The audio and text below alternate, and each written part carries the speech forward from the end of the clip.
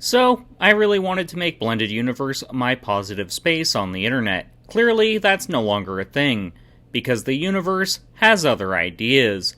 So, I'll be ranting in this one. Crunchyroll is going pay to browse for physical media, and that's not okay. Subscribe if you're worried about the future of physical media. At the time of recording, these changes were announced roughly 2 weeks ago. The effects will take place on August 14th. So if there have been any anime Blu-rays you've been eyeing up, now's probably the time to grab them. At least if you're wanting to buy them from the Crunchyroll store, which used to be one of the best ways to grab hard-to-find anime, since they'd stock everything from the classics right up to the latest and greatest, oftentimes in cool collector's editions. But what are these changes? The one that you have to take note of is the right to buy is now being locked behind a paywall. The storefront will also now only be available to customers in the Mega and Ultimate fan tiers. Check your regional pricing for how much those cost. But Crunchyroll will also start offering exclusive merchandise through this service along with curating collectibles and other such things, whatever the fuck that means.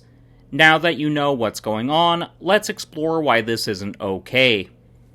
There are a number of reasons as to why this isn't okay. Sure, physical media is becoming more and more niche by the day, even if things like records have made a massive return in recent years.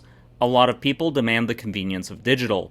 But gatekeeping physical media like this really is a poor decision, even if it ends up improving the bottom line for both Crunchyroll and its parent company Sony. There's also this whole debate surrounding digital regarding if one actually owns their purchases or not, since a lot of times it's worded in a way which implies you're merely renting a license to play the content, whereas with a piece of physical media you outright own it, and it can't be arbitrarily taken away by a company.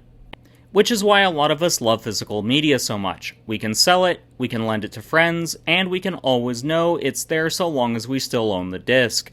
But that's not the worst part. The worst part regarding Crunchyroll paywalling the right to buy something is the actual paywalling itself. Not everyone is willing to pay for higher tiers of membership for various reasons. Either because they financially aren't in a position to do so, or because they just don't see the value in it. This is not a value add. A value add would be keeping the normal storefront operating as is, and allowing members of higher tiers to buy exclusive stuff on occasion, and even that isn't a great option. But it's far worse than that. Anime as a whole is still technically a niche medium. Sure, things like Demon Slayer and Chainsaw Man do break out into the mainstream and become part of the cultural zeitgeist. But those are the exceptions, not the norm. So if you're a fan of shonen, you can acquire any piece of media you want physically relatively easily.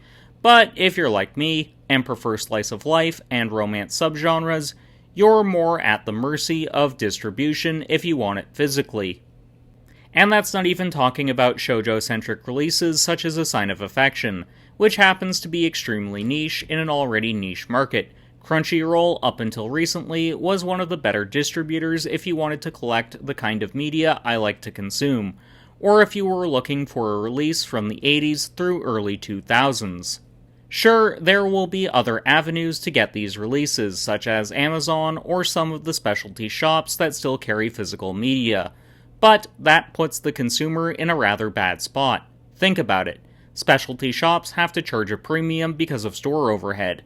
On top of that, Amazon uses dynamic pricing in some form or another, which means consumers are forced to go towards other websites, such as eBay or others, which is dubious at best, as it becomes harder to verify if you're buying the real deal or a bootleg. So this means collecting anime is just going to have a higher barrier to entry than it did previously, and this is probably going to lead consumers to fly the digital Jolly Roger. I'd say the actual term, but YouTube can get a bit jumpy about that one, so I'm just avoiding it. This move is also anti-consumer in a number of other ways, but I'm pretty sure anyone with half a functioning brain can figure out why. That's it, that's my little rant. But where do you stand in regards to Crunchyroll paywalling physical media? I would love to hear your thoughts. If you want to see one of my other videos where I'm a little bit less of a curmudgeon, then check out the one appearing on screen. Or if you want to see myself and Matt bounce off each other regarding the future of physical media, then you can check out that podcast episode. For Blended Universe, this has been Colin.